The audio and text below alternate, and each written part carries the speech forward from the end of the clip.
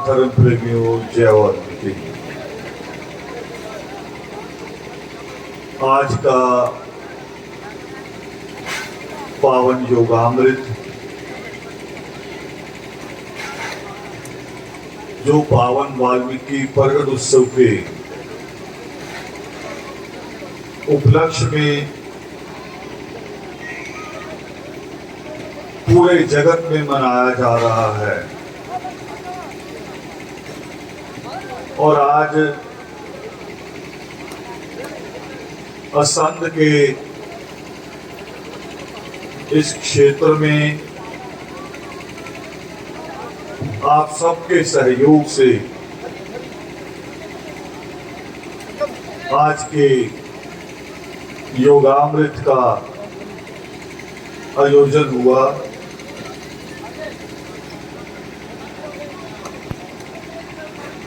हम लोग कभी कभी ईश्वर से अपनी मन्नतें मांगते हैं, कहते हैं कि ये कर देना, वो कर देना, और कभी कभी नाराजगी भी करते हैं कि ये क्यों किया और वो क्यों किया। मगर मैं हमेशा ये बात कहता हूं कि हमारी बुद्धि बहुत छोटी है। ये दिमाग हमारा जो है वो बहुत छोटा है, और ईश्वर के फैसले वो पूरे जगत के लिए होते हैं। केवल एक मेरे लिए, मेरी खुशियों के लिए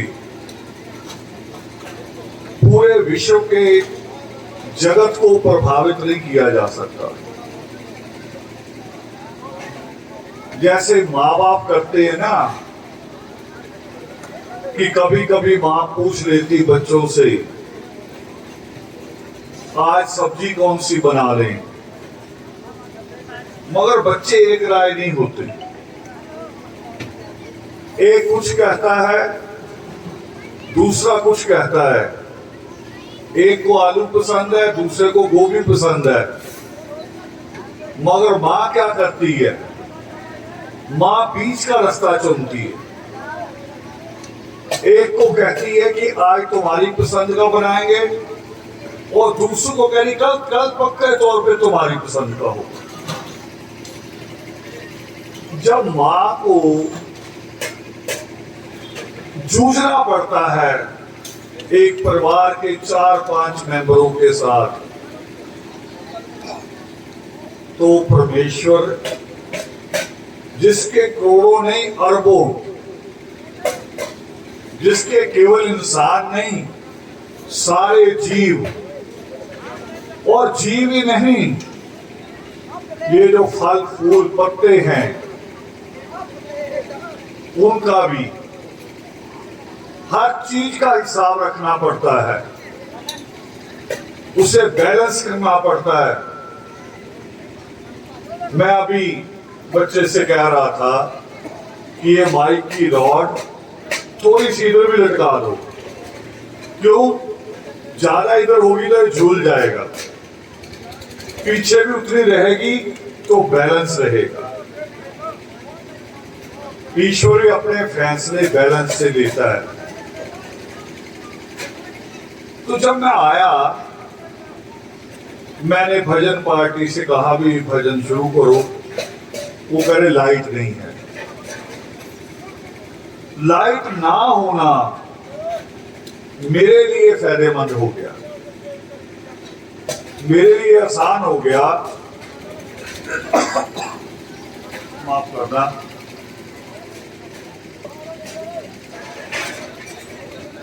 क्योंकि कई दिन से दिन रात प्रोग्राम चल रहे हैं, और मुझे लगता है कई बार कि मैं एक ही बात ना बोलता रहूं। वही बात रात बोली वही सुबह यहां बोली है तो प्रगट दिवसी। पर परमेश्वर की बात इतनी छोटी थोड़ी है कि एक ही बात दोहराते रहे। उसका ज्ञान तो बहुत बड़ा है। विद्वान कहते हैं कि सृष्टिकर्ता वाल्मीकि दयावान ने 1 करोड़ श्लोक लिखा था, मगर हम थोड़ी थोड़ी बातें कर सकते। तो जब लाइट नहीं थी तो प्रबंधकों की चिंता होती है कि आप लोग कहीं बोर ना हो जाएं, इंतजार करके उठ ना जाएं, क्योंकि हमारा सबर बड़ा छोटा है। सबर नहीं, आज हर आदमी कहता है शॉर्टकट, जल्दी कुछ हो जाए। और शॉर्टकट समझ लो, शॉर्टकट में हमेशा नुकसान होता है।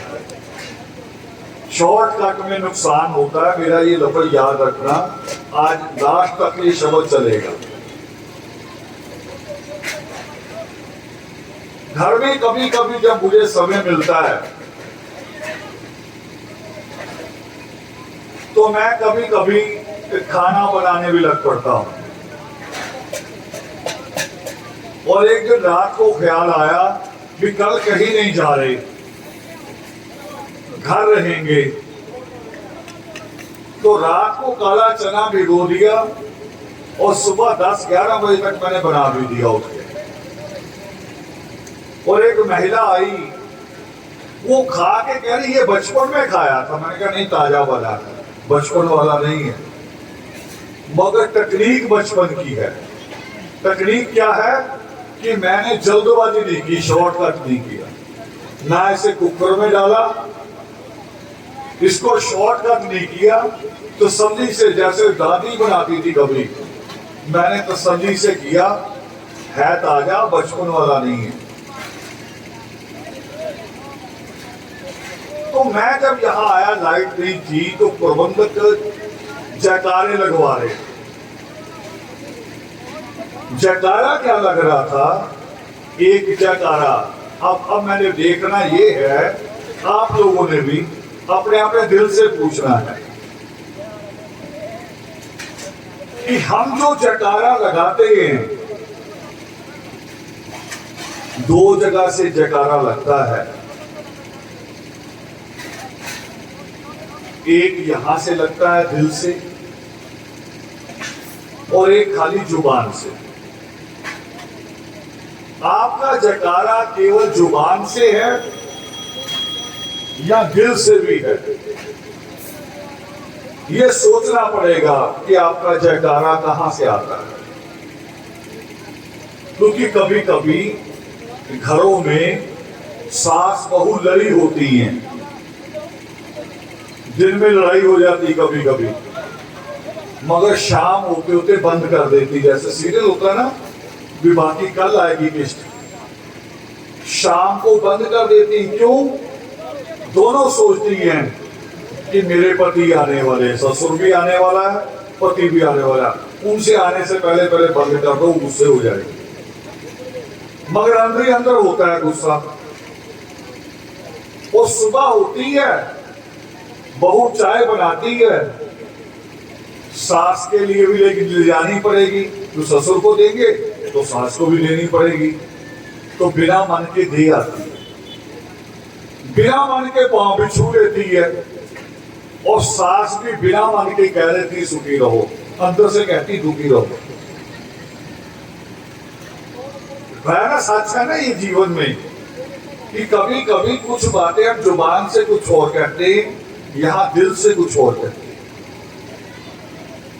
तो आप बोल रहे थे, जयकारा यहां लग रहा था, बच्चा बच्चा, क्या था?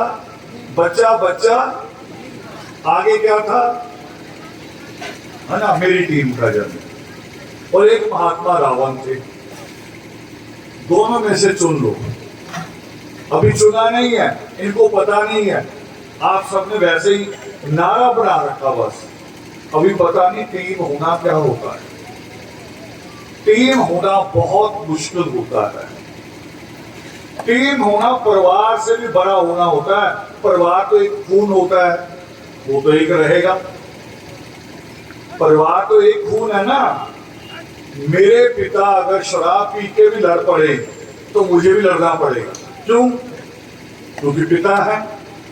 घर आके भले मैं कहूं कि आप गलत थे, मगर बाहर लड़ना पड़ेगा। टीम कौन सी होती है? टीम अलग होती है। टीम गोत्र नहीं होता एक, टीम एक खून नहीं होती। टीम होती है कि हमने मिलकर एक दूसरे की इज्जत बचानी, एक दूसरे की। टीम जीतेगी तो 11 के 11 खिलाड़ियों की जीत। गोल कोई करे, जीत सभी की। और हारी तो ये नहीं कहेंगे कि गोलकीपर गोल खा गया, सारी टीम मिलाई गिनी जाएगी। टीम होना बहुत बड़ी बात है। और टीम होने में क्या क्या करना पड़ता है? पहली बात उनकी सबकी ड्रेस एक होती है। होती कि नहीं होती ड्रेस एक? जब खिलाड़ी खेलते हैं उनकी ड्रेस क्यों की जाती है? ड्रेस एक क्यों की गई? स्कूल में भी ड्रेस एक क्यों? ताकि सब बराबर लगे। जैसे उस ईश्वर ने बराबर पैदा किए ना, 2 हाथ पैर देके, किसी को तीसरा हाथ पैर नहीं दिया। इसलिए एक ड्रेस पहनाई जाती है कि कोई ये ना कहे कि मैं अमीर का बच्चा हूं, मैं गरीब का बच्चा हूं। सब एक ड्रेस में आ जाए, टीम तभी बने। जब गोरे काले का, अमीर और गरीब का, लंबे और छोटे का ये भेद खत्म करके सारे एक बन जाए, फिर टीम होती है। भेद खत्म हो जाए। नित्रे में भी आता है, 7 बार के पाठ से सतगुण आए स्वभाव, यानी स्वभाव में सच बोलना आ जाए। सतगुण आए स्वभाव, हो जाऊं तृण गुण तीत में, मिट जाए आओ जाओ, इसी जन्म में जान लूं मैं तू का यह भेद। ये मैं तू का भेद खत्म करना होता है, वहां टीम होती है। और धर्म में तो कहा जाता है, जरूरी धर्म में तो कहा जाता है कि थाली लेकर हाथ की, बीच में वंदना धूम, प्रसाद तेरा गुणगान है और संगत तुमरा रूप। एक टीम तब हम बनते हैं जब हम सबको एक माने। जब एक नहीं मानते तो हम टीम नहीं बन सकते, हम टीम नहीं हो सकते। अब एक कैसे हो? कैसे हो एक? मैं अपनी एक मिसाल बता रहा हूं आपको, अपनी, क्योंकि दूसरे की बुराई कहना बड़ा आसान है। आपको बहुत लोग मिलेंगे कि जी मैं तो सच बोलता हूं। औरतें भी होती हैं, सुबह किसी के घर पहुंच जाएंगी, पड़ोसियों की कहानी सुना के कहेंगी मुझे तो सच बोलने की आदत है, तो दूसरा ही करे। सच ये नहीं है। अपने बारे में सच बोलो पहले, अपने बारे में। वो बड़ा मुश्किल है, बहुत मुश्किल है अपने बारे में सच बोलना। दूसरे के बारे में कहना बड़ा आसान। मैं घर से निकलता था सुबह नहा के, और थोड़ी दूर वाल्मीकि अनंत 3-4 घर छोड़ के मैं निकलता, तो जैसे सीखा था बचपन में, मन में पाप रखा हुआ था कि कुछ लोग अच्छे होते हैं, कुछ बुरे होते हैं, अपने लोगों को, अड़ोस पड़ोस को ही।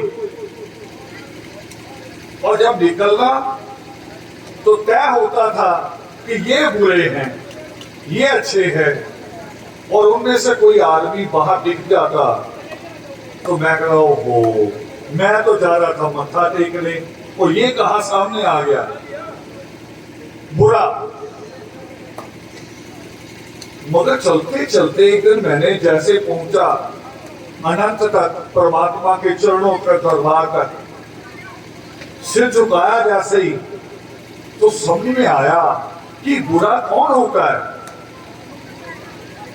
वो जो कहा ना कि बुरा जो देखकर मैं चला, बुरा ना मिलया कोई, जो मन खोजा अपना, मुझसे बुरा ना किया। अब सभी सोचो आप कि जिसको हम बुरा कहते हैं उसका बुरा कौन है। जो मेरे लिए बुरा है उसके लिए बुरा कौन है, उसके लिए मैं बुरा हूं। दो लोगों का झगड़ा होगा तभी तो अच्छा और बुरा बनता है ना। अच्छे अच्छे हो तो दोस्त होते हैं, बुरे तो फिर दोनों ही बुरे हैं। वो मेरा बुरा, मैं उसका बुरा। उस दिन समझ में आ गया कि मेरा तो परमात्मा के आगे नतमस्तक होना ही झूठा है। मैं अगर पाप रख के जाता हूं कि ये बुरे हैं, तो उन सब का बुरा मैं।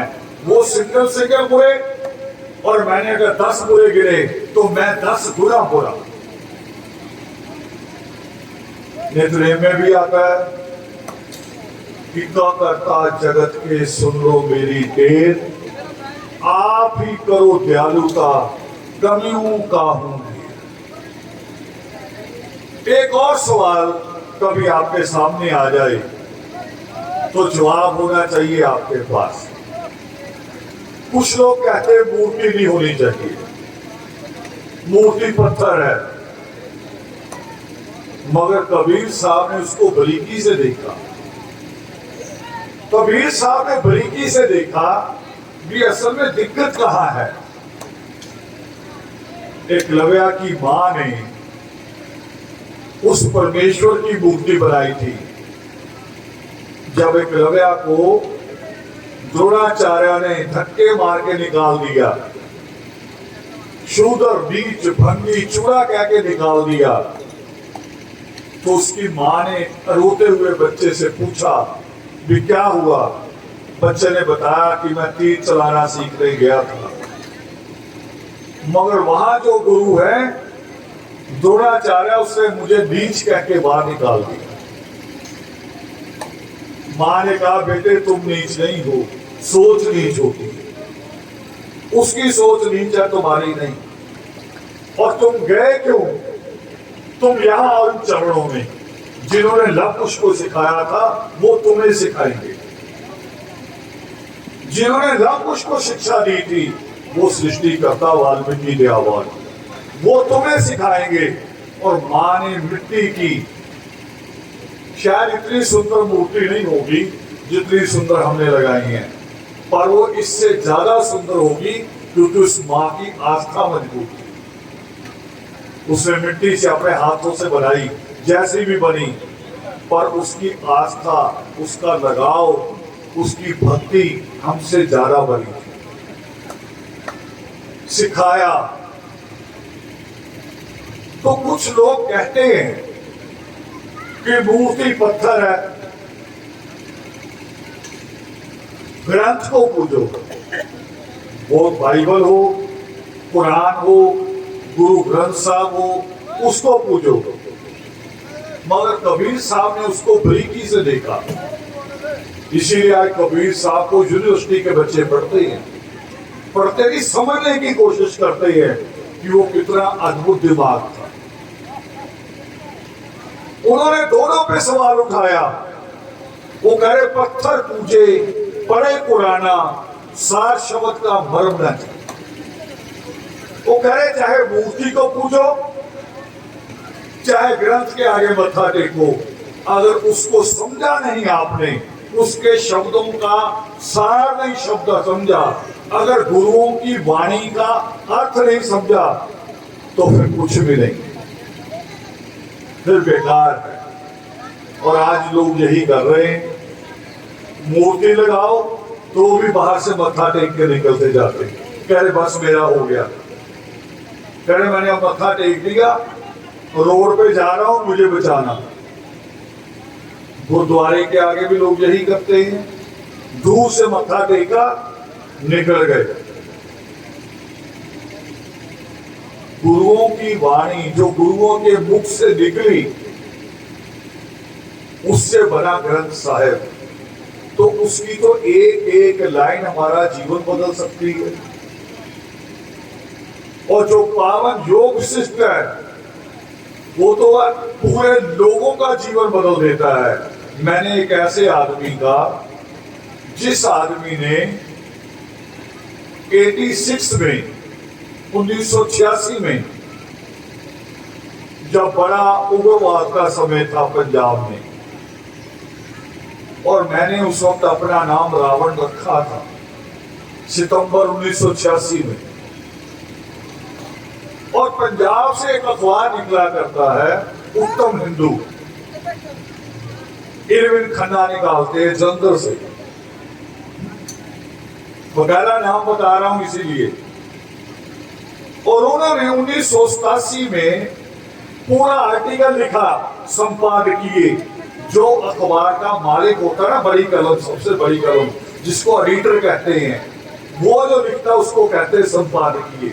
अपनी तरफ से बड़ा पूरा मेरे खिलाफ लिखा, रावण नाम के खिलाफ। और महात्मा रावण से शुरू करके मुझ तक, मुझसे शुरू करके उग्रवाद तक ये लिखा। और लिखा कि ये लोग देश के लिए खतरा है। शायद ये भी लिखा बीच में इशारे इशारे में कि इनको बाहर के देश भड़का रहे हैं। बाहर का देश मतलब पाकिस्तान। हमने कुछ नहीं कहा, ना उससे लड़ने गए, ना उसे फोन किया, हमने कुछ नहीं कहा, क्योंकि हमने अपने कैरेक्टर से जवाब देना, कैरेक्टर से जवाब देना था कि ये आदमी कभी जीवन में खुद गलती महसूस करे कि मैंने गलत लिखा। एक मेडिकल कैंप लगा, माफी चाह रहा हूं, थोड़ा गला खराब है मेरा।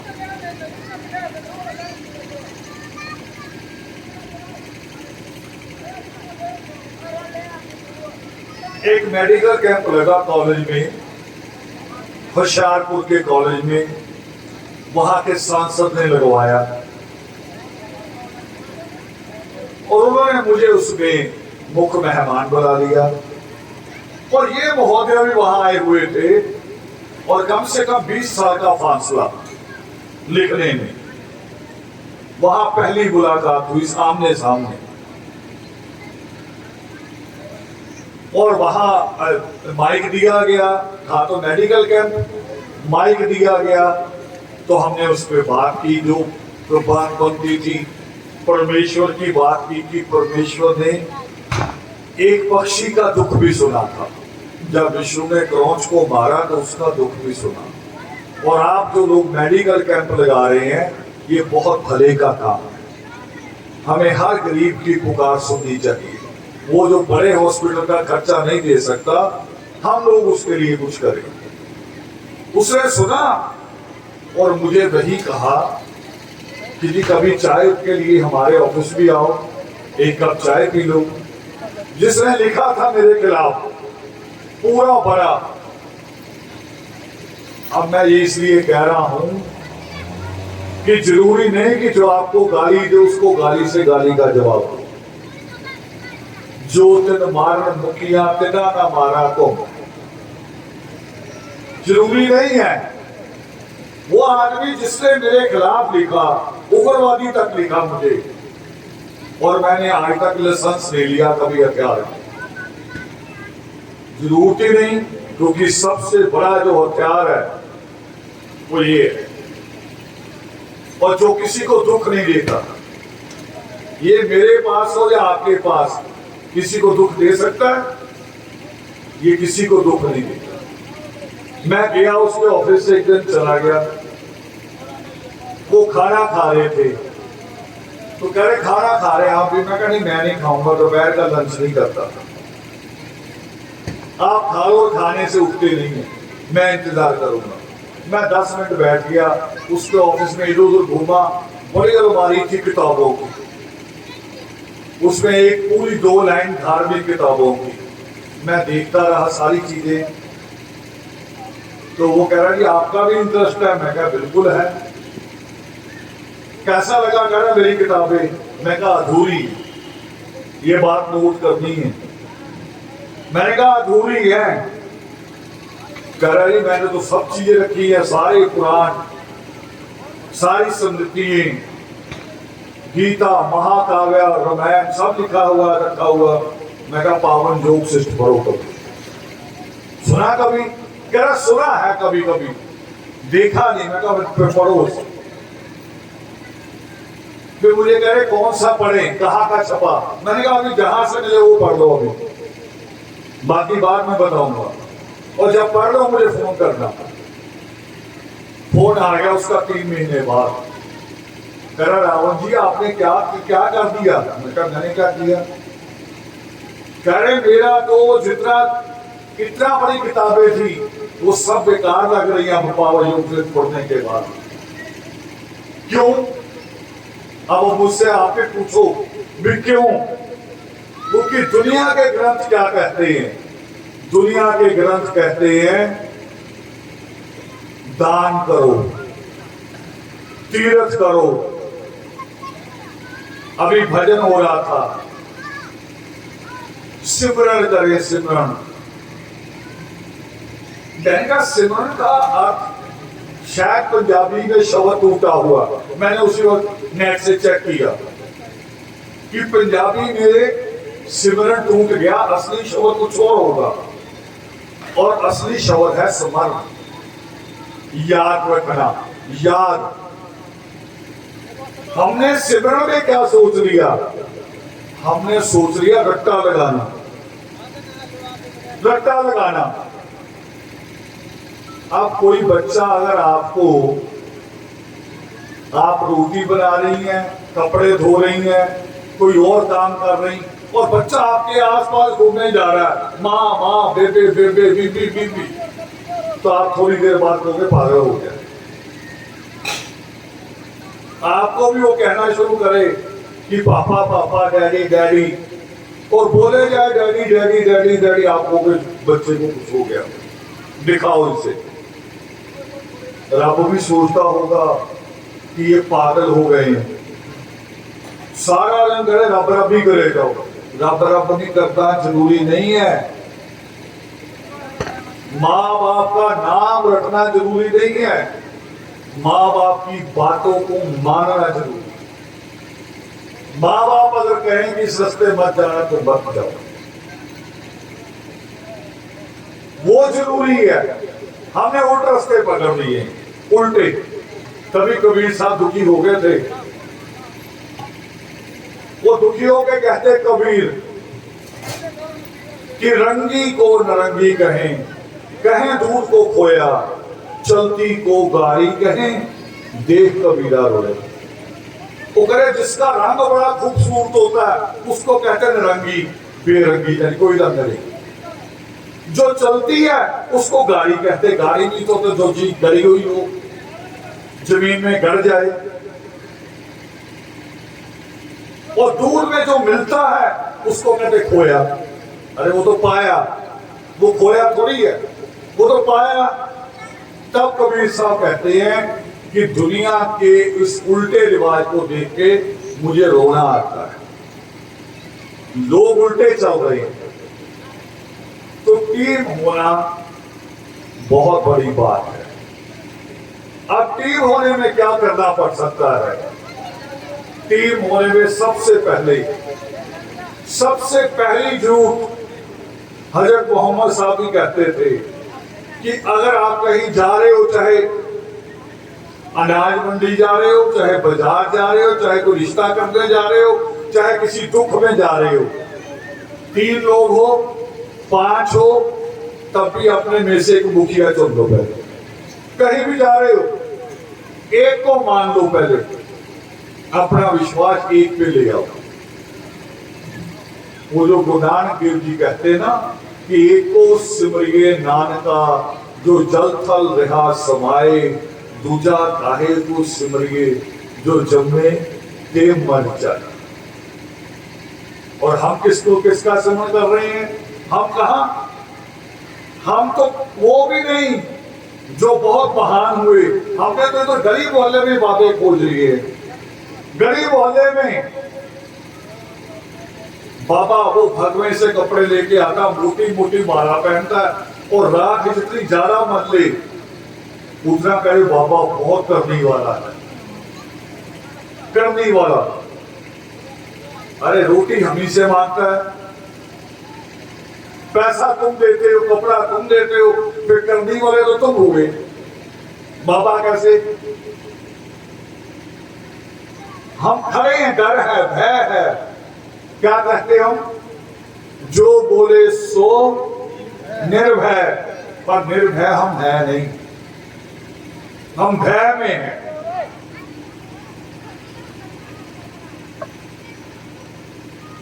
कि बाबा नाराज हो गया तो मेरे बच्चों को कुछ कर देगा। ऐसे तो गुंडे करते फिल्मों में, बाबा नहीं कर सकता, बाबा नहीं कर सकता। बाबा तो वो जो भला ही भला चाहे, जो भला चाहे। वो जो सच्चा सौदा किया था गुरु नानक देव जी ने, बाबा वो है। कबीर साहब जो कहते हैं कि कबीरा खड़ा बाजार में लिए लो काटी हाथ, जो घर फूके अपना वो चले हमारे साथ। क्योंकि वो अपना घर फूक के निकले थे पहले, अपनी चिंता छोड़ के। तो बाबे तो आज वो जो कह रहे एयर कंडीशन आश्रम बनाएंगे, बाबे वही है ना। और आप बाबों के चक्कर में कह रहे बाबा बहुत करने वाला है। अभी मेरे साथ भी कुछ बच्चे बहस कर रहे थे यही फिरोजपुर के एक गांव में, और बच्चे कौन थे? ऐसे जवान, जिम जाने वाले, खूब कसरत वाले। मैंने अपना रुमाल निकाला, टेबल पे डाल दिया, डाइनिंग टेबल पे बैठे थे, मैंने डाल दिया। मैं कहा ये पड़ा रुमाल, आपसे भी करवा सकता हूं। मैंने कहा जाओ माचिस की तीन लाओ, रखो रुमाल में और लपेट दो रुमाल को। लपेटा, फिर मैंने कहा टटोल के देखो तीर कहाँ है? करे है। मैंने कहा तोड़ दो उसे, तोड़। मैं खोलो रुमाल, रुमाल खोला, तीर साबुत। वो जिम जाने वाले को पसीने आए कि ये कैसे हो गया। मैं तो अपने हाथ से तोड़ी है, मगर था कुछ नहीं। चाहता तो मैं बेईमानी कर सकता था, डरा सकता था उनको। पहले कह देता भाई अगर तो तिल टूट गई तेरा ग्रह टल गया, और सावत निकली तो ग्रह खड़ा अभी, फिर देख ले इतने 1000 रुपया देना पड़ेगा, नहीं तो तेरा ग्रह नहीं टलेगा। मैंने उसे बता दिया कि असल में बात क्या है, आपको दिखाई दूंगा, है ना। रुमाल कहाँ गया फिर? कहीं रख दिया। और रुमाल का किनारा होता है ना, किनारा, उस पर ऐसा सिया होता, सिलसिले जाता किनारा। मैंने उसमें तिल पहले फिट कर रखी किनारे के अंदर, और वो किनारे वाली तोड़वाई जो उससे रखी वो सावत ही थी। वो खोला तो सावत। अब जो अंदर चले जाए किनारे के बिल्कुल उसके कपड़े के अंदर, वो आपको दिखाई थोड़ी देती। जादूगर भी यही करते हैं, मगर जादूगर और बाबे में ये फर्क होता है कि जादूगर सच्चे होते हैं। वो बता रहे थे कि हाथ की सफाई है, जैसे मैंने अभी बताया। बाबा बताते नहीं, वो कह रहे नहीं मेरी ताकत है। भाई तुम्हारी ताकत है, फिर तुम भंडारा करने के लिए 10 गांव से राशन क्यों इकट्ठा करते हो? बल्कि अभी बारिश हो गई, सारी जीरी भीग गई, बाबे तो ऐसे हाथ घुमाए जीरी सुखा दे। कोई है बाबा ऐसा? और अभी तो कोरोना चल रहा है, कोरोना। पादरी बहुत पखंड करते हैं, पादरी सबसे ज्यादा पादरी पखंड करते हैं। किसी के घर आएंगे, आके कहेंगे तेरे घर में बुरी आत्मा है। मुझे एक बच्चे का फोन आ गया, वो कह रहा है एक फादर आया है और आके कह रहा तेरे घर में बुरी आत्मा है। मैं कहा उसे कहो 5 मिनट पहले नहीं थी। कह रहे 5 मिनट पहले। मैं कहा 5 मिनट पहले वही तो आया है, यही बुरी आत्मा से। क्योंकि कह रहे ना कि जगत कैसा दिखाई देता है, जैसा मैं वैसा ही जगत दिखाई देता है। डराते हैं लोगों को, और क्या कहते हैं स्वभाव में? कह रहे जिसके जहां दर्द है हाथ रख लो। कहते कि नहीं कहते? किसी के घुटने का दर्द है, किसी के सिर का दर्द है, कह रहे सारे हाथ रखो दुआ करूंगा ठीक हो जाएगा। और 2 साल हो गए कोरोना चलते, चर्च बंद पड़ी है, कोरोना ठीक है, पादरी खुद भाग गए, डरे घूम रहे हैं भी कोई अंदर ना आ जाए, पादरी कादरी सारे। कौन ताकत है फिर? ताकत केवल परमेश्वर और कोई नहीं, उस ईश्वर के अलावा कोई ताकत नहीं। और वो ईश्वर डराता नहीं है, वो ईश्वर ये नहीं कहता कि पहले मेरी मन्नत मांगो।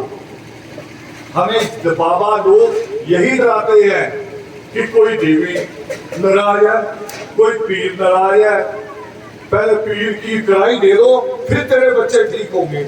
ऐसे यार हमारे बच्चों ने पीर का क्या बिगाड़ा? कढ़ाई देनी तो वो उसके अंबानी के बच्चे से ले, अडानी के बच्चे से ले, जारा बड़ी मिलेगी, वो कढ़ाई भी सोने की दे देगा। हमारी तो कढ़ाई भी जंग खाई होती है, बट्टे से रगड़ते उससे पहले ईट से। हर बार हमारे बच्चे से देवी नाराज क्यों होती है? गरीब के बच्चे से। बनिए को कभी देखा? बनिए को वो दुकान बंद करके नंगे पैर कभी किसी देवी के गया हो? बनिए की तो मां भी मर जाए ना तो शाम को दुकान खोल देता है। हम 3-4 दिन काम बंद करके देवी को खुश करे जा रहे, और जो मेरी माँ देवी है वो खुशी नहीं हो सकती बेचारी, उसके सिर से नरक उतर नहीं रहा, उसके दुख दूर नहीं हो रहे। हम सोचते नहीं, डरते हैं, असल में डर है, सोचने से भी डर लगता है। जैसे कई बच्चे क्लास में टीचर से सवाल करने में डरते हैं, डरता जो रह जाता है फिर उसका सवाल अधूरा रह जाता है और पेपर में वो फेल हो सकता है। डर निकालो। छोटी सी मिसाल समझ लो, आपका बच्चा चाहे दादा क्यों ना हो, पिता नहीं खाली दादा, दादा जो गांव का सरपंच हो, दादा जिसको गांव में लोग चौधरी साहब कहते हो, सरदार जी कहते हो, मगर सब गांव कहता रहे सरदार जी, बच्चा नहीं। बच्चा तो भाग के आता, ऊपर चढ़ जाता है, मिट्टी भरे पांव भी लेके। चढ़ सकता कि नहीं चढ़ सकता? चढ़ेगा ना। और बाप टीवी में न्यूज सुन रहा है, किसान मोर्चे पे क्या हो गया न्यूज सुन लो, मगर बच्चा क्या करता है? उसको कोई मतलब नहीं कि मेरा दादा क्या है, दुनिया क्या मानती है। वो ऐसे कहता है इधर मुंह नहीं करो, कालर पकड़ के भी कह देता कई बार कालर से, मेरी बात पहले सुनो। कहता है कि नहीं कहता बच्चा? और हम उसकी बात सुनते कि नहीं सुनते? सुनते हैं उसकी बात। और आज तक कोई ऐसे माँ बाप हुए जिसने कहा हो बच्चे से कि ले भी बेटा पहले एक पांव पे खड़ा हो जा, फिर चॉकलेट लेके देंगे, 4 बार नीचे नाक रगड़ ऐसे ऐसे, फिर जीन ले देंगे। किसी माँ बाप ने कहा आपका मन करता है ऐसे करने को? बताओ। तो फिर वो तो परम पिता है, उसका मन क्यों करेगा आपका नाक रगड़वाने को? क्यों करेगा? इसलिए मैंने कहा उसने हाथ पैर बराबर दिए। ये 2 हाथ पैर बराबर, समय भी बराबर है सबके पास, केवल 24 घंटे है सबके पास। जीवन ही कह रहा समय 24 घंटे है, उसी में सोना है, उसी में खाना है, उसी में कमाना है, उसी में दुख सुख देखना है, उसी में पढ़ना है। और लोग उसी 24 घंटे का इस्तेमाल करते हैं, और एक बेटी कल्पना चावला बन जाती है उसी 24 घंटे का इस्तेमाल करके। और उसी 24 घंटे का इस्तेमाल करके कोई बेटी कुछ भी नहीं करती, और अगले घर जाके क्या करती? फिर बर्तन मांजती फिरती है, घर के भी बाहर के भी बर्तन मांजती फिरती है। टाइम बराबर है, 24 घंटे सबके पास बराबर है। एक मिनट फालतू नहीं है। मगर हम कहां हैं? भय में। हमें पंडित कहता है आपका मंगल खराब है, आपका बुध खराब है। और कल्पना चावला मंगल ग्रह देखने जाती थी। हरियाणा की थी ना, आपके जिले की, करनाली लगता ना आपको, इसी जिले की थी। वो मंगल ग्रह देखने जाती थी। और अभी भी एक लड़की है इंडिया की, सुनीता, वो भी उन ग्रहों को देखते रहते, उनकी पढ़ाई। और महात्मा रावण इन ग्रहों की पढ़ाई करते थे, उसके विद्वान थे इन ग्रहों के, मगर डराते नहीं थे। तो पहले टीम बनने से पहले एक बात सोच लो। क्या नारा था आपका? क्या नारा? जोर से बोल दो, क्या नारा था? देखो वो बेचारे बच्चे बोल रहे, छोटे छोटे, ये बाकी सब आप चुप बैठे हैं। क्या नारा था? बच्चा बच्चा भीम का। तो सबसे पहले टीम चुनो और एक जगह विश्वास ले आओ। टीम तब बनती है, विश्वास एक जगह ले आओ। छोड़ दो, अब मैंने कितने नाम लिए, मैंने कबीर साहब का नाम भी मैं ले रहा हूं, मैं बुल्ले शाह का नाम भी ले रहा हूं। वो सारे अदब के लायक है, लायक अदब के। वो आ जाए तो मैं उनके पांव छू सकता हूं, मगर ईश्वर एक है। ईश्वर अलग अलग नहीं है, वो एक ही है। हमारा विश्वास डोलता है, हमारा विश्वास एक जगह नहीं। एक दूसरा एक और नारा लगा रहे थे आप, मुझे पता नहीं चलता मेरा नाम ले रहे हैं कि महात्मा रावण का नाम ले रहे। मुश्किल दोनों ही है, दोनों थोड़े से टेढ़े हैं, टेढ़े आपके हिसाब से। ओए किसे दो कह रहे रावण जी की सोच पे आगे क्या? जोर से बोल दो, लोग सुन रहे हैं कि ये सारी दूर जा रहा है। रावण जी की सोच पे अब लोग सोच रहे हैं मैं नारा लगवा रहा हूं अपना, लोग ये भी सोच रहे होंगे। पर सोचना है, चाहे मेरी मान लो, चाहे सोच, चाहे उस महात्मा रावण की सोच क्या थी? महात्मा रावण की सोच थी कि यज्ञ नहीं करना, लकड़ियां फूक के उसमें देसी घी डालना, बच्चा भूखा मर जाए, बच्चे को इलाज के पैसे ना मिले और हम देसी घी डालें चिरागों में, चाहे चिराग हो चाहे हवन हो। महात्मा रावण कह रहे थे कि ये नहीं करता। कोई ईश्वर ऐसा है ही नहीं जो आपके बच्चे को भूखा मारे, अपने लिए देसी घी मांगे। ईश्वर तो हमें देता है, हमारा जन्म बाहर में होता है, हम कोई मन्नत नहीं मांगते। मन्नत तो क्या, हमने इस हवा में सांस के लिए नहीं होती, अभी माँ के पेट में होते हैं, मगर माँ के पास दूध पहले आ जाता है। वो ईश्वर ये नहीं कहता पहले पैदा हो, मेरी मन्नत मांग, मुझे कढ़ाई दे, 10 रुपए मत्था दे, फिर तेरे लिए दूध का प्रबंध करूंगा। करता ईश्वर से, वो सारे प्रबंध करता है पहले हमारे लिए, बाकी हम नहीं करते। जीवन हमने बनाना, अपना जीवन कैसा बनाना। तो महात्मा रावण की सोच क्या थी?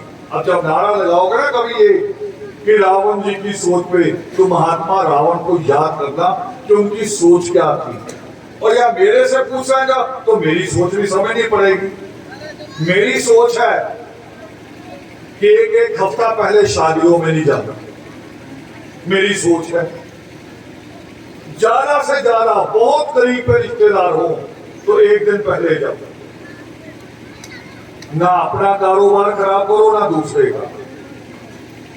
7 दिन पहले ही पहुंच जाते हैं शादियों में और रोज मुर्गा मांगते हैं। फिर देखो, और जिसने बेचारे ने कह दिया ना अभी पेट खराब हो गया खा खा के, आज दाल बना लो, आज आलू गोभी बना लो, उसी दिन अपना टैक्सी लेके चल देते हैं और पूरे मोहल्ले में बोलते जाएंगे भूखों के आए थे, भूखों के आए, खा पी के भूखों के। बताओ इस तरह से करते कि नहीं करते? तो उससे अच्छा ना उसका खराब करो ना अपना।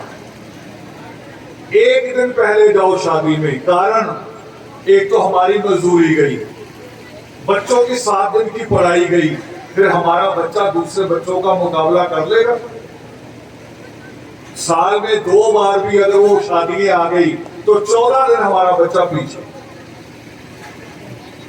और 7 दिन ही नहीं, ये तो डोली उठने के बाद भी वापस नहीं आते रिश्तेदार। औरतें तो आती ही नहीं, कहीं ना ना अभी तो लड़की आएगी वापस फेरा डालने 2-3 दिन बाद, लड़की से मिलके जाऊंगी। क्यों? वो लड़की फिर आके चुगलियां बताएगी, सास कैसी है, ननद कैसी है, जेठानी कैसी, सारी लिस्ट लेके आनी। किसी की सास ननद अलग नहीं है, हम सारे एक से ही हैं। मुझे आप सब में अपनी माएँ भी नजर आती हैं, अपनी बेटियां भी नजर आती हैं। हम सारे एक से, हम सबके दुख एक है और हमारी बीमारियां भी एक है। भाषा में फर्क हो सकता है, हमारे दुखों में फर्क नहीं।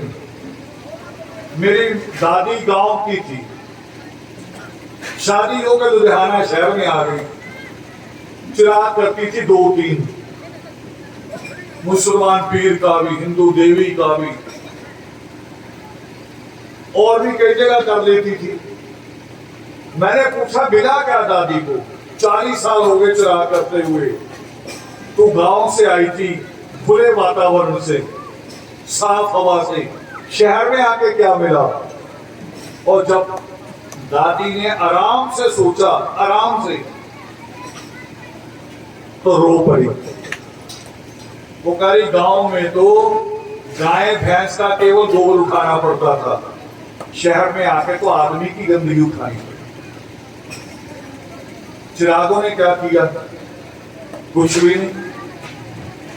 फिर बदलाव आएगा कहां से?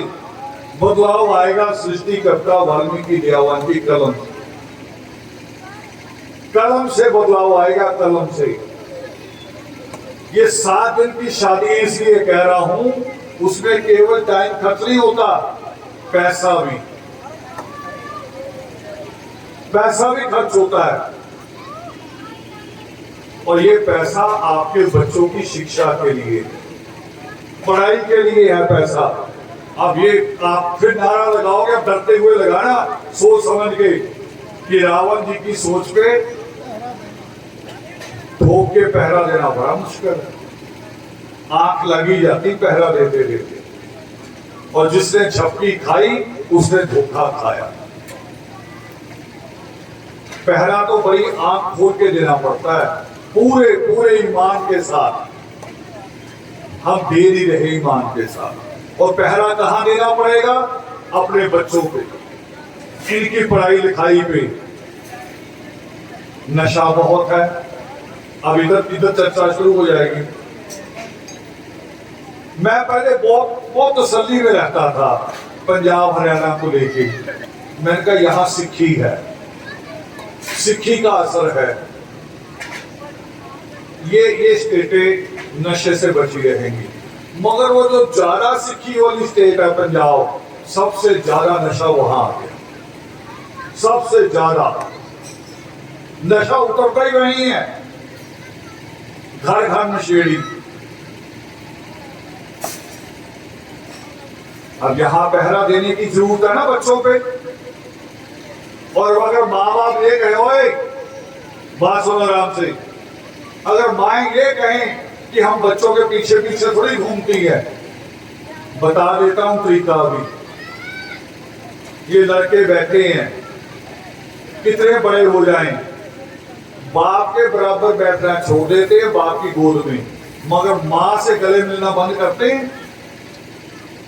माँ के पास बैठना, माँ की गोद में सिर रख के लेट जाना, बच्चा कभी बंद नहीं करता, चाहे 40 साल का हो। और जब माँ के इतना करीब बैठता है बच्चा, तो बच्चा जो नशा करके आएगा, माँ को वो बदबू नहीं आएगी कि ये कहां से आया? आएगी कि नहीं आएगी? और माँ फिर इसका वो पर्दा डालती थी। मां पर्दा किस चीज पे डाल रही? नशे पे नहीं, बच्चे के जीवन पे पर्दा डाल रही और जीवन तबाह हो रहा है। और आप जो करने वाले हैं, जो नौजवान कर रहा है, नौजवान जा रहा है, कभी कभी जब हमने यात्राएं की हरियाणा की 97 में, तब इतनी बीमारी नहीं थी, तब छोटी चीजें थी, हुक्का बीड़ी, ज्यादा शराब। हम उस पर भी लड़ते थे भी ये भी बंद करो। वो कहे नहीं ये तो बीड़ी है। मैं कहा जो बीड़ी पी सकता है ना, वही भंग पी सकता है, वही चरस पी सकता है। जिसने बीड़ी नहीं पी उसको कोई चरस नहीं पिला सकता। बाइक चलानी अब सीखते, बाइक, कार चलानी सीखते हैं, ट्रैक्टर चलाना सीखते हैं, तो पहले कितनी स्पीड होती है? 10 की, 20 की, डरते चलाते हैं। और जब चलाना आ जाए फिर 10-20 पे चलाते हैं। फिर कितनी स्पीड होती है? 70 भी चलेगी, 80 भी चलेगी। एक बार तो 100 करके दिखानी है। तो जिसको नशा करना आ गया एक बार, फिर वो रुकता नहीं, वो स्पीड चलती जाती है। रिश्तेदारी नशा कराती है। साले के यहां लड़का हुआ, वो कहेगा लो आप खुशी नहीं हो, मेरे लड़का हुआ 10 साल बाद हुआ, इतनी सी तो ले ले भाई। इतनी ली नहीं तो इतनी होने में टाइम नहीं लगती। फिर पटियाला पैक बन जाता है वो। और ये पैसा कहां का है? कल मैंने पूछा, परसों था मैं एक योगामृत में,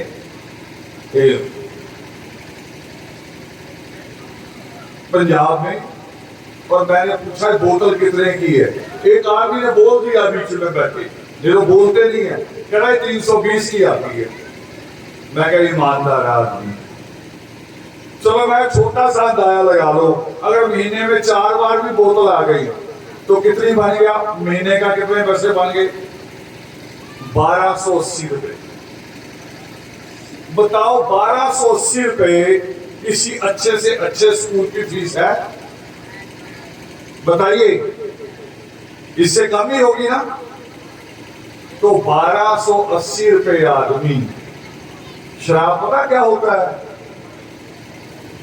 कीड़े मकोड़े का भी जो मल मूत्र निकल आता है ना, कीड़े मकोड़े का भी, जब संतरे में कीड़ा पड़ जाए, गुड़ में कीड़ा चल जाए, उसका भी जब मल मूत्र निकल आए उसको शराब कहते हैं।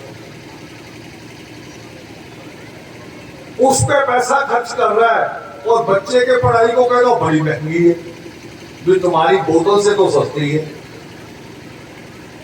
सोचने की जरूरत है। आप सोचते दूसरी तरह से, आप सोचते कि ये सरकार बदलेगी फिर कुछ होगा। सरकारें बदलने से नहीं कुछ हो रहा। चाहे सरकार वो राजनीति की हो, चाहे सरकार वो मजारों वाली सरकार हो, किसी सरकार से कुछ नहीं होना। आपके इरादे बदलने पड़ेंगे। आप अपनी सोच। और मेरा वारा, मेरे से वारा लिखवा लो चाहे 10 साल केवल अपने बच्चों के ऊपर ठोक के पहरा दे दो। 10 साल बाद अपने आपके घर, आपका पूरा घर बदल जाए, स्वर्ग बन जाएगा, नरक से स्वर्ग बन जाएगा। सिर्फ 10 साल। आपने तो सैकड़ों साल किया होगा ना। नशा ही नहीं, जो जेवर लेके आती है बहुएं, यहां बैठी बहुएं भी, बेटियां भी, जो जेवर देते हैं माँ बाप, बताओ 6 महीने से ज्यादा आपके पास रहता है? कोई बहू बता दो जिसका जेवर 6 महीने से ज्यादा बचा हो। माँ बनाने में पता कितने साल लगाती है? 10 साल लगाती माँ जेवर बनाते बनाते अपनी बेटी की। और पति, जिसको आप क्या कहते हैं हरियाणा में, बटेऊ, है ना, बटेर जैसा, वो 6 महीने में बेच के खा जाता है। और सोना किस रेट में है आज? सोने का रेट क्या है? 50,000। अगर 2 तोले सोना भी हो तो कितने का हुआ? 1 लाख। और बेटी अगर आपकी पढ़ रही है, लड़का आपका पढ़ रहा है, उसने बीएड करना है, बीएड का खर्चा 60,000 रुपये। लड़की ने करनी है बीएससी नर्सिंग, +2 के बाद ज्यादा से ज्यादा 70-75 हजार रुपया उसका खर्चा है। सोना 2 तोले कितने का? 1 लाख का। 75,000 फीस दे दो, तो जो लड़की बीएससी नर्सिंग बनेगी ना, और जब वो ड्यूटी ज्वाइन करेगी, पता उसकी तनख्वाह कितनी है? उसकी फीस कितनी मैंने बताई? 70-75 हजार, और तनख्वाह उसकी जो है वो है 80,000 1 महीने की। और अमेरिका इंग्लैंड में उसे बुलाया जाता है, वो नहीं जो जाते ना 15-20 लाख खर्च के कनेडा, वो नहीं। बीएससी नर्सिंग की तो टिकट भी वहीं से आती है, वो फ्री में जाएगी। अब ये जीवन आपका मर्जी है, बदलना कैसे? अब आखिरी नारे पे आ रहा हूं, अंतिम नारे पे। भाई मैंने नारे लेके आते ही नारे क्या क्या लगा रहे हैं, वो बड़ी खुशी से लगा रहे थे। फिर उन्होंने कहा नारे लगाने कुछ करना थोड़ी, करना भी पड़ेगा, नारे के ऊपर सोचना पड़ेगा। अब एक नारा लगाते, अंतिम नारे पे बात करने जा रहा हूं। गर्व से कहो, बोलो, गर्व से कहो, गर्व से कहो, पर आप है नहीं आप। अगर सिख के पगड़ी ना हो तो सिख हो सकता है? बताओ। अगर मुसलमान मस्जिद में नमाज पढ़ने ना जाए तो उसे आप मुसलमान कहोगे? देखो अब ना हिल रहा है। और मुसलमान को अगर ये पूछो भी गुरुद्वारा तो 2 टाइम खुलता है, मंदिर भी 2 टाइम खुलता है, सुबह और शाम, तू 5 बार क्यों जाता है? वो कहेगा पैगंबरों का हुक्म है। यही जवाब है ना। और ऐसे सिख को पूछो भी तू और मैं एक से हैं, तूने पगड़ी क्यों बांधी? वो कहेगा गुरुओं का हुक्म कि केस रखने हैं, कुर्बान रखनी है, कड़ा रखना है, गुरुओं का हुक्म। ठीक। अब आप कह रहे हैं गर्व से कौन वाल्मीकि है? आपको ये पता आप हुक्म कौन सा मानते हैं? जो हुक्म ना माने, जो गुरु का हुक्म मान के केस ना रखे, वो सिख है? तो आप वाल्मीकि कैसे? आपको तो हुक्म पता भी नहीं, मानना तो दूर की बात। आपने ये भी विचार नहीं किया कि हमारे हुक्म क्या है। मुसलमान को हुक्म है कि सुन्नत भी करानी है, जीवन में एक बार समय मिले तो हज भी करनी है। देखो हज कहाँ? अरब जाना पड़ता है, पहले तो लाखों रुपया चाहिए टिकटें लेनी जहाज की, 40 दिन रोजे रखने। रोजा आपके करवा चौथ की तरह नहीं होता। करवा चौथ तो बड़ा आसान है। बताओ आटा जल्दी हजम होता कि मैदा? कौन सा मुश्किल है? मैदा मुश्किल है ना। तभी विवाह शादी में मैदे के नान बनते हैं ना। और गरीब आदमी 1 लाख रुपया रोटी पे खर्च देता है, और आप सारे खा के गेट पे जाते जाते कहेंगे गंदे डकार आ रहे। अरे 1 लाख का खाना भाई, तू गंदे डकार ले रहा है। और सोचो कभी मूंगी की दाल, चने की दाल या आलू गोभी खा के किसी को गंदे डकार आए अभी तक? उससे नहीं आता, 1 लाख वाले खाने से आते हैं। तो सोच विचार करनी चाहिए इस पे भी उसके क्यों आ रहे हैं। करवा चौथ रखती है औरतें, किस लिए? आदमियों की उम्र बढ़ेगी। देखो यही है ना उसका अर्थ। अब इसके देखो कुछ सवाल करने हैं, मैंने सोच के जवाब देना है। ईश्वर ना करे, वैसे अगर पति पत्नी में किसी की मृत्यु हो जाए, ईमानदारी से आप बताओ, आप नहीं बोलना अभी, बच्चों को मां अच्छे से पाल सकती के पिता? जवाब दो जोर से। जब कह रहे मां, तो फिर मां की उम्र लंबी होनी चाहिए कि पति की? जवाब दो। माँ की, फिर करवा चौथ कौन रखे? किसको रखना चाहिए? मैं कबीर साहब की तरह सवाल सीधे कर रहा हूं। मैं चलती को गाड़ी निकाल रहा हूं बीच में से, दूर से खोले नहीं दे रहा पा रहा हूं। किसको रखना चाहिए? एक बात। नंबर 2, जो गुरु नानक देव जी कहते हैं गुरु ग्रंथ साहब में, उनका श्लोक है, वो करे अन्न ना खाए दे दुख दीजे, बिन गुरु ज्ञान तृप्त न। अब इसका आप समझ लो बेटे, आप समझ लो। आपने जिन्होंने व्रत रखा था, इधर कर लो, मैं आपका व्रत करवा रहा हूं, लंबी मैं उम्र करूंगा। अन्न ना खाने से केवल देह को दुख होता है। गुरु नानक देव जी ये कह रहे हैं कि आत्मा की तृप्ति नहीं होती। यही बात सृष्टिकर्ता वाल्मीकि देववान कह रहे हैं कि तप करने से, दान करने से, तीर्थ करने से आपकी मुक्ति नहीं होती। गुरु ग्रंथ साहब में दूसरा श्लोक कबीर साहब का है, व्रतों पे ही। उन्होंने अहोई के व्रत पे कहा, व्रत सारे सेम ही है। वो एक 2 श्लोक आए कबीर साहब के। एक श्लोक आता, करे छोड़ अन्न करे पखंड। देखो, छोड़ अन्न करे पखंड, ना वो सुहागन ना वो रंग। भी ना उसके पति की उम्र बढ़ती है ना करती। अन्न छोड़ के पखंड होता है। अब मैं आपको अपने कॉलेज की बात बता रहा हूं। जब वो पढ़ते थे तो कॉलेज में एक प्ले किया गया, नाटक। सुबह सुबह बर्तनों की आवाज आ रही, पति की आंख खुल गई, घड़ी देखे भी 5 बजे है। वो कह रहा कौन कर रहा हम आए 5 बजे। पत्नी ने आवाज दी, सो जाओ चुपचाप, मैं हूं। वो कह रहा क्या हो गया? कह रही व्रत रख रही हूं। तो व्रत रख रही तो बर्तनों की आवाज क्यों आ रही है? कह रही दूध उबाल रही हूं। अरे व्रत रख रहे हो तो दूध क्यों उबाल रहे हो? उसमें फेड़ियां डालूंगी। फेड़ियां क्या होती? मैदा। दूध और मैदा मिला दो, खाया होगा बड़े बड़े पहलवान को भी हजम नहीं होगा। होगा ही नहीं, भूख लगेगी नहीं।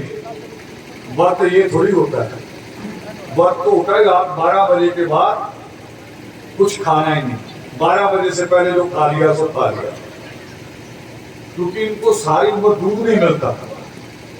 दूध तो माँ पिलाती लफंगे बच्चों को, लड़कों को। लड़कियों को पीने नहीं देते। लड़कों कहे तू तो सूखी रोटी खा के बड़ी हो जाएगी। मलाई रख रहे कहीं लफंगे भाई के लिए, तो एक दिन इनका दाव भी लग जाता है। करवा चौथ का व्रत रख लेती है, तो वो आदमी बेचारा फिर तकिया लपेट के कानों पे सो गया। और जब उठा क्या क्यों हुआ, नहाने गया, कह रहा अभी चाय रख लो, मैं नहा के आ रहा हूं। कह रही देखो जी मैंने अब रख लिया व्रत, आज चाय वाय कुछ नहीं मिलनी, बाहर ही खा लेना। और जब वो बेचारा जाने लगा ऑफिस, कह रही दोपहर का भी बाहर ही खा लेना, मैंने व्रत रखा है और आपके लिए रखा। जब क्या ना आपके लिए आगे कुछ हो जाता है, अच्छा मेरे लिए रखा है, उम्र बढ़ा रही है मेरी।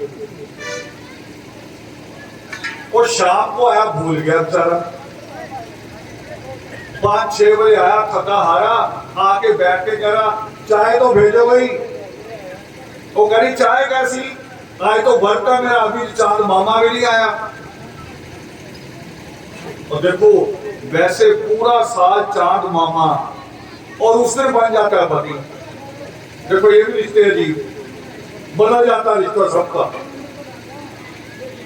वो आदमी दुखी हो गया, कह रहा अभी कैसा व्रत रखा है, मैं सुबह से भूखा हूं, मेरी उम्र कहां घट रही है, मेरे तो अंदर चूहे दौड़ रहे हैं, मेरी तो उम्र घट रही है।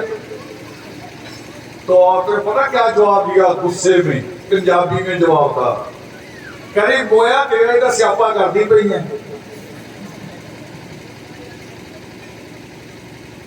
व्रत रखने से किसी की उम्र ना बढ़ती है ना घटती।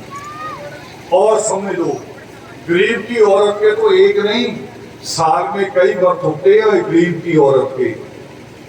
रात को बेटाइम बिना बताए कोई मेरे जैसा पहुंच जाए अगर घर में, तो गरीब की औरत घर की लाज के लिए अपने हिस्से का खाना मेहमान के आगे रख दे, खुद भूखी सो जाएगी। उसके तो कई वक्त होते हैं, तो फिर गरीब की उम्र तो होनी चाहिए कई 100 साल, और गरीब पहले ही मर जाता है। ऐसे नहीं उम्र बढ़ती। उम्र बढ़ने का तरीका है, वो भी कलम ही है। कलम है। किसी दादी का पोता, किसी दादी की पोती पुलिस इंस्पेक्टर की यूनिफॉर्म पहन के यहां कतार लगे हों और सुबह सुबह दादी के आगे आगे खड़े हो जाएं सर्दियों में, और वो दादी जो बिना चाय पिए नहीं उठती, जो बिना कैप्सूल खाए कह रही उठा नहीं जाता यहां से घुटनों से, और पोता पोती में से कोई जज के कपड़े पहन के खड़ा हो सामने, इंस्पेक्टर के कपड़े पहन के खड़ा हो, फौज की वर्दी पहन के खड़ा हो, बताओ दादी को गोली खाने की जरूरत पड़ेगी उठने के लिए? पड़ेगी? वो दादी तो ताकत से उठ जाएगी, नाचने लगेगी, लिपट जाएगी अपने बच्चे के साथ और पूरा दिन गांव में घूमेगी कि मेरी पोती जहाज चलाती है। घूमेगी कि नहीं घूमेगी? लड्डुओं का थाल लिए घूमेगी। उसकी उम्र बढ़ जाएगी कि नहीं बढ़ जाएगी? और जिस मां के बच्चे नालायक हों, उसकी उम्र बढ़ेगी कि घटेगी? ये है तरीका। अपने बच्चों को लायक बनाओ, उम्र बढ़ेगी। मां सीता क्यों गई थी सृष्टिकर्ता वाल्मीकि दयावान के पास? वो अपने मायके नहीं गई। औरतें नाराज होती हैं पति से तो मायके जाती हैं। राम ने जब सीता को निकाला तो मां सीता ने लक्ष्मण को कहा रास्ते में कि यही रथ रोक दो, तो लक्ष्मण ने कहा माते अभी तो आधा रास्ता तय हुआ है, अयोध्या 250 मील पीछे है और आगे 250 मील आगे है आपका घर। वो करी नहीं, मुझे ना ससुराल में रहना ना मायके में, मेरा असली घर आ गया, ये वाल्मीकि आश्रम आ गया। जाके देखो अयोध्या और जनकपुरी के बीच में है वाल्मीकि नगर, 250 किलोमीटर इधर 250 किलोमीटर उधर, तमसा नदी के किनारे। मां सीता वहीं उतर गई। क्यों? पूछा मां सीता से भी क्यों? वो कह रही मेरे पेट में बच्चा है, मैं इस बच्चे को अगर राम के घर जन्म दूं या जनक के घर तो क्या होगा? इसको राजकुमार बनाया जाएगा, इसको राजनीति सिखाई जाएगी, इसको घोड़ा दौड़ाना सिखाया जाएगा, तीर चलाना सिखाया जाएगा, राजनीति सिखाई जाएगी, मगर इंसान होना इसे कौन सिखाएगा? एक दूसरे का दुख महसूस करना कौन सिखाएगा? वो तो वो परमात्मा सिखाएंगे जो क्रौंच का दुख महसूस करते हैं, वो सिखाएंगे। वहां उतर गई। उसका विश्वास था एक ईश्वर पर, हमारा नहीं है। हम तो रोज विश्वास बदलते हैं। टीवी में कभी साईं आ जाता है, फिर साईं की मशहूरी खत्म हो जाती है, फिर काली आ जाती है, फिर कोई और आ जाता है। हमारे रोज विश्वास बदलते हैं और टीवी से उल्टी चीजें भी सीखते हैं। किसान अपनी फसल काटता है, पहले ईश्वर का नाम लेता है। लोग पहले, हमारे जो बुजुर्ग थे, खाना उनके सामने आता था तो पहले ईश्वर को याद करते थे कि तेरी कृपा से ये नसीब हुआ है। और आज टीवी ने क्या सिखाया कि बहू जब आती है बर्तन भर के चावलों का आगे रख देते हैं दरवाजे पे, अरे मार ला। देखो चावल अनाज है कि नहीं है, रोटी है कि नहीं है वो खाना, और उसमें लात मारी जानी चाहिए? चाहिए, मगर टीवी ने सिखाया और आप मार रहे हैं सारे।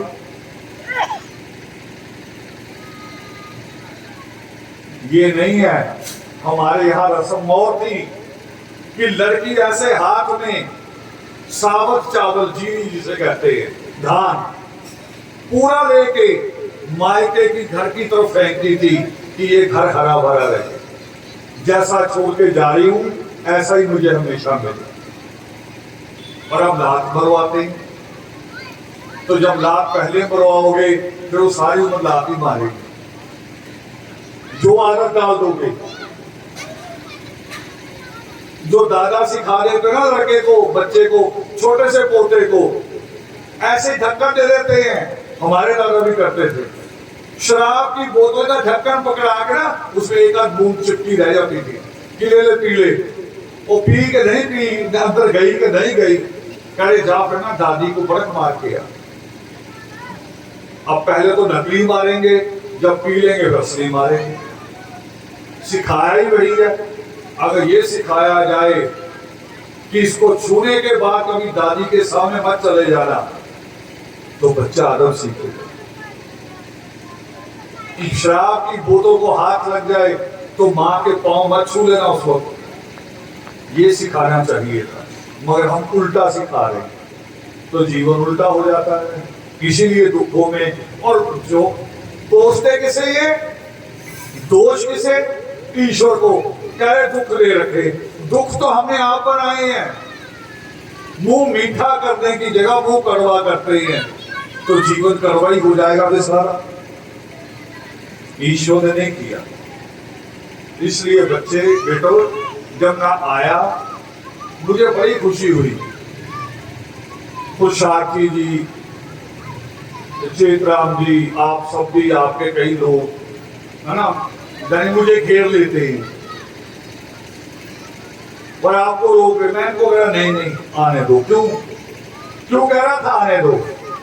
क्योंकि मुझे ऐसे लगता है जब मैं मिलता हूं कि आपका प्यार भी ऐसे होता है जैसे किसी बेटी का पिता आ गया हो, किसी का भाई आ गया हो। स्नेह है। अगर वो रिश्ता है मेरे साथ प्यार का, तो फिर बातों पे अमल भी करना है, इन बातों पे मानना है। और कोई देवी देवता दुख नहीं पहुंचाता, और सुन लो, नहीं पहुंचाता। कोई देवी किसी की दुश्मन नहीं, कोई पीर किसी का दुश्मन नहीं है। ये वहम है। हाँ, सजा मिलती है जब हम कोई बुरा काम करेंगे तो सजा मिलेगी। विष्णु ने कंस को मारा तो उसको सजा मिली। हम जब बुरे काम करेंगे तो सजा हमें भी मिलेगी।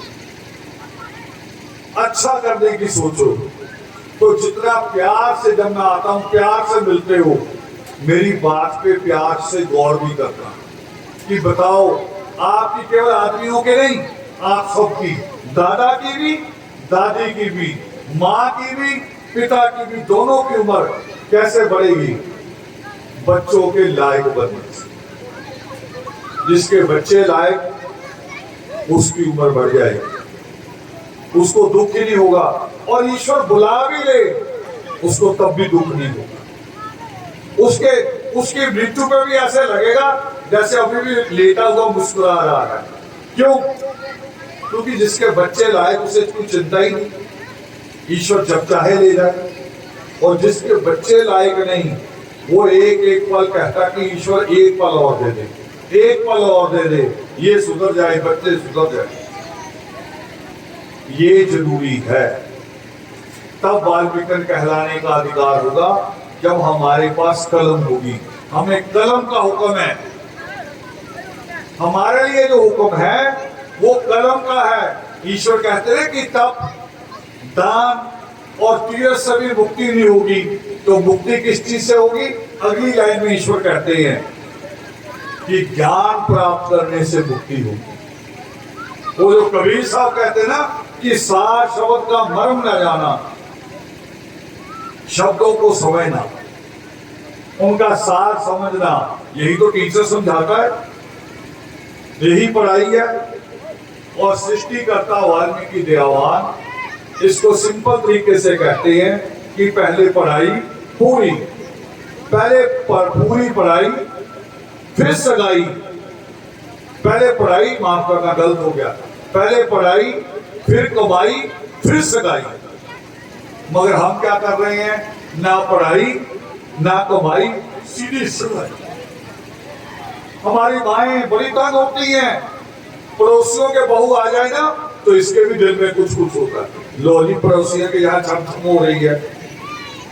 वो कह रहा है, इसका आदमी कहेगा तेरा लड़का तो नालायक है, फिर क्या हुआ, जहाँ 2 रोटी ये खा रहा है वो भी खा लेगी। अगर 2 रोटी भी भैंस गाय थोड़ी ला रहे हैं, बहू ला रहे हैं, और खर्चे भी होंगे और भी काम होंगे, रिश्तेदारियां बढ़ जाएंगी, दुख सुख बढ़ जाएंगे।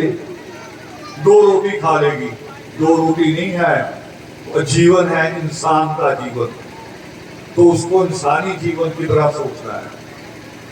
तो बहुत अच्छा लगा मुझे जब इन बच्चों ने कहा, और जब अम्बाला से भी फोन आया मेरे पास, फिर मैंने पुरुषार्थी जी को भेजा। तो काफी छोटा सा गांव है, एक गांव का प्रोग्राम है छोटा सा, मगर आपने तो जैसे शहरों का बड़ा प्रोग्राम होता है, बल्कि शहरों में भी कई बार लोग इतने अदब से नहीं बैठते, क्योंकि शहरों में लोग चापलूस ज्यादा होते हैं और डेकोरेशनों पे दिखावे पे ज्यादा होते हैं, वो बात समझने में कम अकल दिखाते हैं। मगर आपका जो आज जहां बैठे, जितनी आस्था के साथ, जिस श्रद्धा के साथ, ये ज्यादा बड़ी बात है। तो अंतिम बात मैंने कहनी दोहरा रहा हूं कि जीवन में शॉर्टकट नहीं करता। मैंने कहा था ना लास्ट में, फिर बात करूंगा शॉर्टकट। ये लड़के सारे शॉर्टकट है, नाई की दुकान पे जाके हीरो बन जाते, शॉर्टकट। कह रहे बस बाल बनाने हो गया, शाहरुख बन गया। पता शाहरुख की डिग्री क्या है, उसकी पढ़ाई लिखाई की डिग्री पता क्या है? बड़े बड़े नहीं कर सकते उसकी डिग्री। उसने आर्मी का जो सबसे बड़ा पेपर होगा, आर्मी का एनडीए, नेशनल डिफेंस एकेडमी, वो पेपर पास किया था, उसकी ट्रेनिंग भी। बड़े बड़े लोग नहीं पास कर पाते। आर्मी में भर्ती होना सिपाही और बात है, एनडीए पास करना और बात है। वो इतना फर्क है जैसे एक सिपाही और एक एसपी में फर्क होता है। शाहरुख खान ने एनडीए पास किया था। सलमान खान का दादा एसएसपी था, दादा। आप नाई की दुकान पे जाकर सलमान खान बन जाते। ये शॉर्टकट से नहीं करता। ये माएं भी शॉर्टकट करती हैं, कहीं कोई नहीं पढ़ा, नहीं कमा रहा, शादी करो। यानी मेरा लड़का तो दुखी है ही है, किसी की लड़की को भी दुखी करके छोड़ोगी। तू किसी की लड़की को करेगी तो तेरी लड़की भी हो बराबर। वही मिलेगा जो यहाँ चढ़ाएंगे, वही मिलेगा। यहाँ जो चढ़ाया हमने रखा ना फ्रूट, किसे मिलेगा? हमें ही मिलेगा। जो चढ़ाओगे वही मिलेगा, जो करोगे वही मिलेगा। तो बेटे शॉर्टकट छोड़ दो। मुझे कई बार मेरे साथी कहते हैं इधर से निकल जाओ जी, शॉर्टकट का नाम, साफ रास्ता बताओ, भले 50 किलोमीटर और जाना पड़ेगा। 50 किलोमीटर मैं 40 मिनट में निकाल दूंगा, क्योंकि वो साफ होगा। शॉर्टकट होता कहीं फंस गया तो 4 घंटे नहीं निकल सकूंगा। शॉर्टकट छोड़ दो। जीवन जैसा ईश्वर ने बनाया, कैसा? ईश्वर कह रहे पहले 20 साल पढ़ाई के, अगले 10 साल कमाई के हैं, फिर सगाई के हैं, शादी के। तो जिसकी पढ़ाई पूरी, जिसकी कमाई पूरी, सोचो, जिसकी पढ़ाई पूरी, जिसकी कमाई पूरी, तो उसकी शादी अच्छी होगी कि नहीं होगी? शादी वाला जीवन। क्योंकि 90% लड़ाइयां पति पत्नी में पैसों के कारण होती, गरीबी के कारण। तो जिसकी पढ़ाई पूरी, जिसकी कमाई पूरी, उसकी शादी भी पूरी अच्छी। तो जिसकी तीनों चीजें पूरी, उसको मुक्ति होगी कि नहीं होगी? उसे किसी और मोक्ष की जरूरत है? उसे और किसी मोक्ष की जरूरत नहीं, उसको सब कुछ मिल गया। यही कहने आया हूं। अब एक मंत्र लास्ट मेरे साथ बोला है, और बोलना कब है? जब आप सोने जाओ, बिस्तर पे जब आप बैठ जाओ तो लेटने से पहले ऐसे हाथ जोड़ के एक लाइन बोल रही है, याद कर लो, मेरा बच्चा अफसर बनेगा। बस कितने अक्षर है? 4। बोलो मेरे साथ, मेरा बच्चा अफसर बनेगा। बस इतना कहना है, ये यकीन पैदा करेगा। वो जो बुजुर्ग कहते थे ना कि अच्छा बोलो तो अच्छा होगा, ये वो है। और उठने से पहले फिर जब उठो सुबह, पैर नीचे उतारने से पहले यही लाइन दोबारा बोलनी। बोलो दोबारा, मेरा बच्चा अफसर बनेगा। अभी चाह नहीं रहे हो आप, आवाज आई नहीं ऐसे। जो मां चाहती है कि इसका बच्चा अफसर बने। बच्चे कहाँ है? बच्चे हाथ खड़ा करो, जहां जाए बच्चे हैं। बच्चे हाथ खड़ा करो, सारे बच्चे। अच्छा बच्चे बताओ, शरारत करने से, खेलने से अफसर बनता है कि पढ़ने से? बोलो। तो खेलना भी है, शरारत भी मना नहीं कर रहा हूं। खूब मां से खूब शरारतें करो, पिता से भी करो, मगर पढ़ाई का समय जरूर निकालो। पूरा समय अपने आप निकालो। तो मैं दोबारा बोलू हाथ जोड़ के, मेरा बच्चा अफसर बनेगा। बस इतना तो बनेगा ही, क्योंकि ईश्वर ने कोई कमी नहीं छोड़ी। तो अंत में आपकी जो कमेटी है, जिन्होंने आज का प्रबंध किया, आसपास के गांव के, आपके शहर के, जलमाना के भी सब जगह से लोग पहुंचे हैं। आप सबको सबसे पहले वाल्मीकि प्रगट उत्सव की हार्दिक मुबारकबाद, और आपके कामयाब प्रोग्राम की भी आपको बहुत बहुत मुबारकबाद। जय वाल्मीकि।